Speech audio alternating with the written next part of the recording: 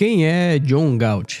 A clássica pergunta do livro A Revolta de Atlas, escrito pela russo-americana Ayn Rand, cria um mistério em torno de uma figura que decidiu se levantar contra uma sociedade onde aqueles que nada produzem passam a decidir pela vida e propriedade de quem produz.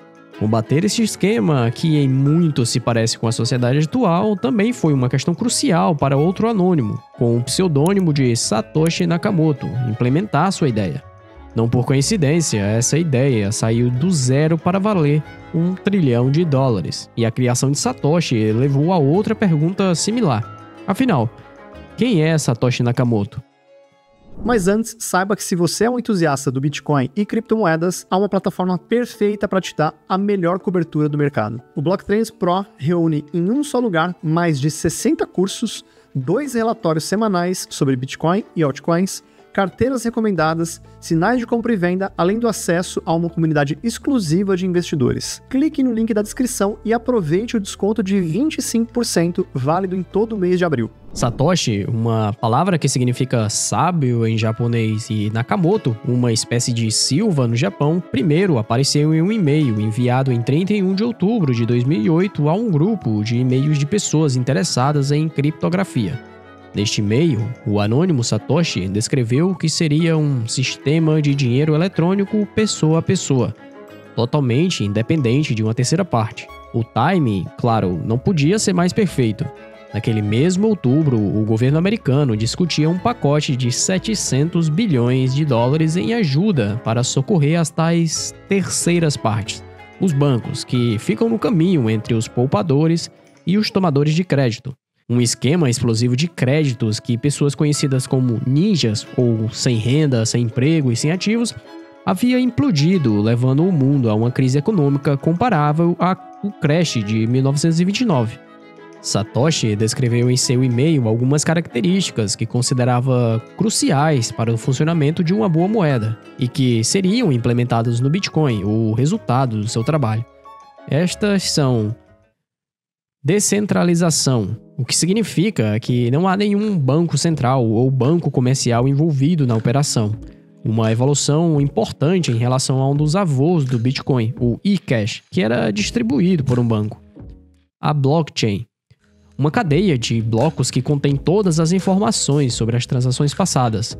Uma inovação que, apesar de Satoshi nunca ter chamado por esse nome, foi crucial para permitir um sistema totalmente transparente e auditável, ao contrário dos balancos dos bancos centrais. A mineração, ou prova de trabalho, na prática, a mineração de Bitcoin significa que usuários precisam alocar máquinas e equipamentos para rodar o código-fonte do Bitcoin, garantindo a segurança da rede. Em troca, eles recebem novos Bitcoins por isso. A solução para o gasto duplo. Inúmeros meios de pagamentos digitais possuem um problema: como fazer para uma moeda não ser gasta mais de uma vez? A solução de Satoshi foi um mecanismo de verificação distribuído, onde toda a rede precisa validar a operação. Essas inovações significam uma evolução em relação a décadas de tentativas de se criar um ativo digital que sirva de meio de pagamento. Como você pode perceber, todos os mecanismos levam ao mesmo caminho: a descentralização e a ausência de um agente como um banco central. Este é um dos principais motivos pelos quais a identidade de Satoshi segue sendo um mistério. Em princípio, Satoshi foi um usuário bastante ativo em fóruns da internet.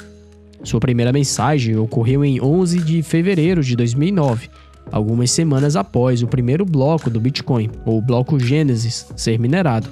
Satoshi continuou postando mensagens em fóruns como o Bitcoin Talk até 2011, quando misteriosamente sumiu, deixando para trás uma carteira com 1 milhão de Bitcoins, até hoje nunca mais movimentada.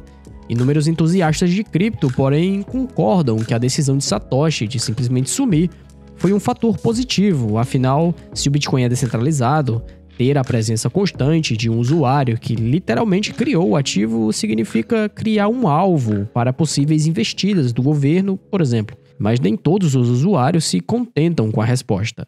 Outros tantos seguem buscando uma explicação ou simplesmente um nome. Em 2014, a revista americana Newsweek chegou a um físico engenheiro americano com ascendência japonesa. O motivo? Seu nome era Dorian Satoshi Nakamoto. Outros possíveis criadores do Bitcoin, porém, vão bem além de uma mera coincidência entre nomes. Nick Szabo é um engenheiro da computação e um dos maiores nomes quando o assunto é criptografia.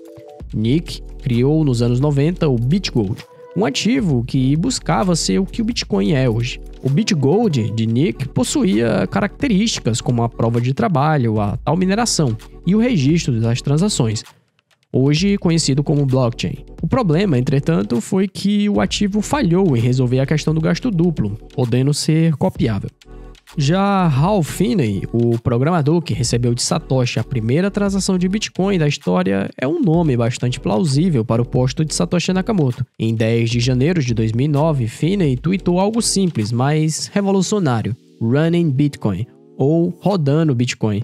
O post foi feito apenas uma semana após o bloco Gênesis ser minerado. Hal, porém, negou ser o criador do Bitcoin. Análises linguísticas sobre a forma como ele e Satoshi escreviam apontam diferenças bastante claras, descartando o seu nome do posto de criador, mantendo-o, porém, como uma das figuras mais relevantes do universo do Bitcoin. Já o australiano Craig Wright fez diferente. Ele afirmou publicamente ser o Satoshi Nakamoto. O problema? Ele não conseguiu provar. A comunidade, que já estava cético de início, afinal Craig possui um vasto histórico de disputas judiciais, logo descartou seu nome após Craig falhar em movimentar a carteira original de Satoshi como uma prova. Já o britânico Adam Back, conhecido por criar o Hashcash, é apontado como um dos nomes possíveis, mas continua a negar publicamente. Back foi o criador da chamada prova de trabalho. Seu objetivo era justamente impedir ataques às redes, algo que tem sido fundamental no Bitcoin desde o início. Já o chinês Wei Dai é conhecido por ser o criador do B-Money, reconhecidamente citado como a inspiração para criar o Bitcoin. Wei também nega ser Satoshi Nakamoto, o que lhe confere bastante crédito junto à comunidade Bitcoiner. Afinal, a vaidade, além de ser um pecado capital, poderia atrapalhar, e muito, o Bitcoin. Descobrir quem é de fato o Satoshi Nakamoto poderia significar uma série de problemas ao Bitcoin, sejam eles legais ou práticos. A incerteza, neste caso, é um ativo valioso, certamente valendo bem mais do que os 42 bilhões de dólares que o Satoshi Nakamoto possui guardado na sua carteira. O Bitcoin segue sendo um ativo dependente de uma comunidade que se guia sem a presença de um líder com uma autoridade, seja ela moral ou física sobre o ativo. Este fator, em relação ao surgimento do ativo, portanto, é parte fundamental do seu processo para vir a se tornar uma moeda, seguindo um caminho comum a outras moedas socialmente ativas. Mas afinal, quem é Satoshi Nakamoto? Bom, é um código matemático distribuído entre milhões de computadores. E só. Muito obrigado para você que esteve até aqui assistindo esse vídeo no canal do Block Trends. Nós estamos fazendo vários materiais de histórias aqui no canal e inclusive você pode verificar a playlist que está aparecendo agora na sua tela, que é uma playlist que contém outros vídeos de histórias que fizemos aqui no canal do Block Trends. Então vale a pena conferir essa playlist e também se inscrever aqui no canal para receber esses novos materiais quando estivermos publicando. Nós temos lives todas as semanas e vídeos de histórias e análises também durante toda a semana. A gente se vê no próximo vídeo. Tchau!